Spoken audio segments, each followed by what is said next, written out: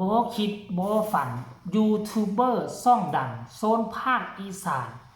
ได้ไปพบไปเจอน้องธิดาลาวแล้วได้ไปสัมภาษณ์แบบเป็นกันเอง คนนี้ก็คือไอดอลของค่อยนั่นเองมังกรอีสานหรือว่าพ่อใหญ่คำผ่านโซนภาคอีสานบ่มีไผบ่ฮู้จักช่อง YouTube ของลาวสวัสดีสวัสดี FC แฟนคลับทุกท่านมาพบมาพ้อกันกับเจบอลาวอีกคลิปหนึ่งก็แล้วกัน อาจจะเป็นคลิปสุดท้ายของมื้อนี้ก็บ่ฮู้จักเพราะว่าเจบอลาวได้พักผ่อนตั้งแต่ตอน 11 โมง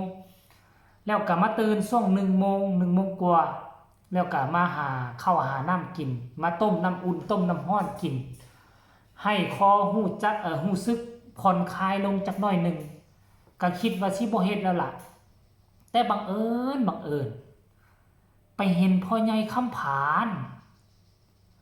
ก็น่าจะไปเฮ็ดบุญอยู่ที่ทางวัดที่เป่าผู้ศรีวิไลกับน้องธิดาลาวไปร่วมบุญกฐินเส้นเดียวกันความจริงแล้วนะด้วยกระแสอันฮ้อนแรงของน้องธิดาลาวมาได้ช่วงระยะหนึ่งแล้วล่ะ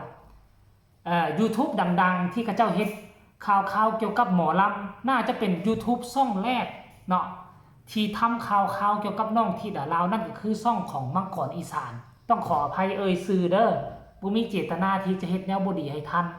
โดยเฉพาะคือพ่อใหญ่คำผ่านการชื่อในครั้งนี้คือการย่องย่อสรรเสริญบอกว่าช่องนี้ก็เป็นช่องหนึ่งที่มีชื่อเสียงโด่งดังทำข่าวเกี่ยวกับหมอลำมีชื่อเจ้าของช่องก็มีทั้งน้อยกับลุงคำผ่านกับพ่อใหญ่คำผ่านนี่ละ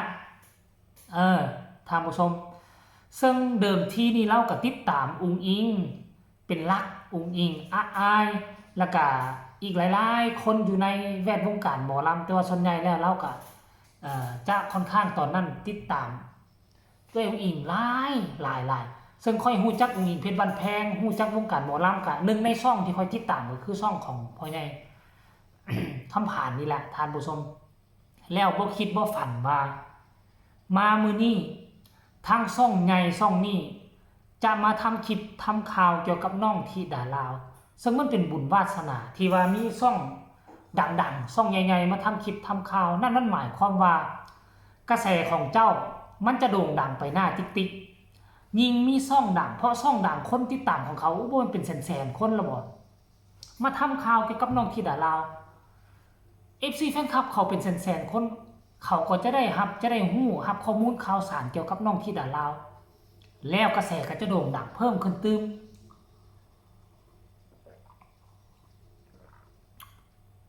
ขออภัยเว้าจักนาที2นาทีต้องได้สดน้ำร้อนใส่คันบ่ซั่นคอมันแห้งมันเจ็บเนาะ ลำบากซ้ำใดก็อยากเฮ็ดคลิปเฮ็ดข่าวให้พี่น้องได้ซื่นได้ชมปัจจุบันนี้และนอกจากช่องนี้แล้วก็ยังมีอีกช่องนึงดังระเบิดระเบ้อซึ่งเพิ่นเป็นดีเจอยู่ในรายการวิทยุอีกก็ได้มาทำข่าวเกี่ยวกับน้องธิดาลาวเป็นที่เงียบห้อยแล้วพวกเจ้าฮู้บ่แต่ว่าเอาไว้คลิปหน้าซะก่อนซะนะคลิปนี้เป็นการพบกันครั้งแรกและน้องธิดาลาวก็อาจจะบ่ฮู้จักพ่อใหญ่คำผ่านเทื่อแต่ค่อยเชื่อว่าพอผู้ศรีวิไลฮู้ 100% เนาะฮู้ 100% การมาพบพ่อกันครั้งนี้ก็พ่อใหญ่คำผ่านก็เว้านัวหัวมวนถามถึงที่ไปที่มาพอผู้ก็ล้มกับพ่อใหญ่คำผ่านแบบเป็นกันเองคนที่ดื้อคนที่หน้ามึนนี่เป็นคนฉลาดว่าซั่นเด้แล้ววันนี้พ่อใหญ่คำผ่านก็ว่าอันนี้นี่แสดงว่าพ่อใหญ่คำผ่านติดตามมากระโดนเติบ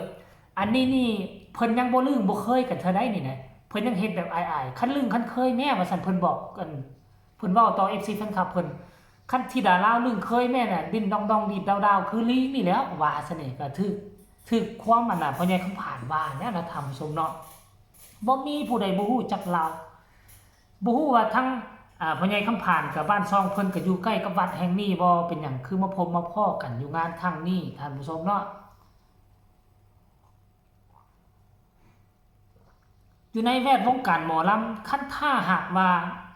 YouTube ช่องดังกล่าวนี่ไปตีเผยแพร่ข่าวหมายความว่าคนนั้นต้องมีกระแสและกระโด่งกระดัง ถ้าบ่โด่งบ่ดังช่องใหญ่ๆดังกล่าวนี่เขาจะบ่ค่อยมา ทำคลิปทำข่าวท่านผู้ชมคือเจบอลาเว้าแหละนอกจากช่องนี้ยังมีอีกหลายช่องเริ่มมาทำข่าวนั่นหมายความว่าเป็นการยกระดับตัวน้องธิดาลาวขึ้นมาอยู่ติดในกระแสของแวดวงการหมอลำไปแล้วเดิมที่ผู้ที่ทำข่าวของน้องธิดาลาวก็จะเป็นช่อง YouTube เล็กๆน้อยๆผู้ติดตาม4-5,000 หลักหมื่น แบบนี้นะแบบคือช่องเจบอลาวกับ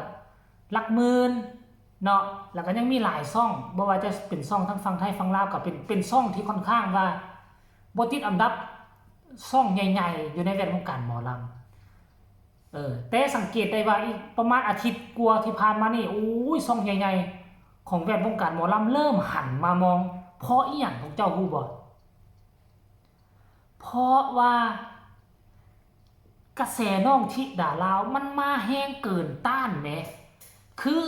ศิลปินใหญ่ๆดังๆที่มีคุณภาพที่โลดแล่นผ่านผลอยู่ในบนเส้นทางหมอลำมาหลายหลายปีก็มีกระแสต่อเนื่องอยู่แต่ว่ากระแสน้องธิดาลาวพุทธขึ้นมาเหมือนกับนอไผ่พุทธแทรกแซงขึ้นมาตามต่อไผ่ตามลำไผ่ก็เปรียบเสมือนกับศิลปินเก่าที่มีกระแสโด่งดังอยู่แล้วหมอลำเก่าน้องธิดาลาวก็เป็นนอไผ่ดวงใหม่แทงขึ้นมาทะลุกลางดงไผ่เป็นพันลำมันจึงเฮ็ดให้บรรดาซ่องใหญ่อยู่ในแวดวงการหมอลำหันหลังมามองจนคอเคล็ดพุ่นแหละว่ามันแม่นไผวะนางน้อยๆนี่มาจากไสฟังแต่ซื่อแล้วก็ยังว่าเตะอกเตะใจอยากจะทำข่าวทานผู้ชม FC แฟนคลับโอ้ยนี่ละมันจึงเฮ็ดให้ช่องใหญ่ๆหันเข้ามามองและกระแสกระดังต่อเนื่องจะบ่ทำข่าวทำคลิปเกี่ยวกับธิดาลาวบ่ได้แล้วกระแสดังขนาดนี้ถ้าเฮามาทำข่าวช่องของเฮาก็จะมีกระแสดังขึ้นตื่มและน้องธิดาลาวก็จะมีกระแสดังต่อเนื่องต่างฝ่ายต่างได้ผลประโยชน์นำกันทั้งนั้นเนาะโดยเฉพาะคือน้องธิดาลาวช่องใหญ่ดังกล่าวนี้มาทำข่าวนี่โอ้ยน้องธิดาลาวเป็นบุญวาสนาอีหลีเนาะเอาคลิปนี้ก็เอาเรื่องราวของช่อง YouTube ดังแห่งวงการหมอลำไทยที่ได้ไปสัมภาษณ์น้องธิดาลาวรายละเอียดก็เข้าไปเบิ่งช่องของเพิ่นเด้อท่านผู้ชมเด้อเนาะเพิ่นน่าจะเอาไปลงในเป็นภาษาอังกฤษดอกมังกรอีสานเนาะช่องรักของเพิ่นอาจจะมีหลายช่องแต่ว่าให้เข้าไปเบิ่งช่องนั้นเด้อมันจะได้อรรถรสและก็สนุกสนานกว่าเจบ่ลาออกมาเล่าข่าวเพราะว่าเพิ่นถ่ายหน้างานตัวจริงสำหรับคลิปนี้ก็บ่เว้ายาวฝากทุกคนกดไลค์กดแชร์กดติดตามให้แน่เพื่อจะบ่พลาดในคลิปต่อไปที่สำคัญจะกดข้ามโฆษณาลาทานผู้ชมไปก่อนจะรีบไปตลาดซื้อพักเข้าห้างเจ็บคอบ่สบายแต่ก็ต้องไปเพื่อปากเพื่อท้องสำหรับคลิปนี้สบายดี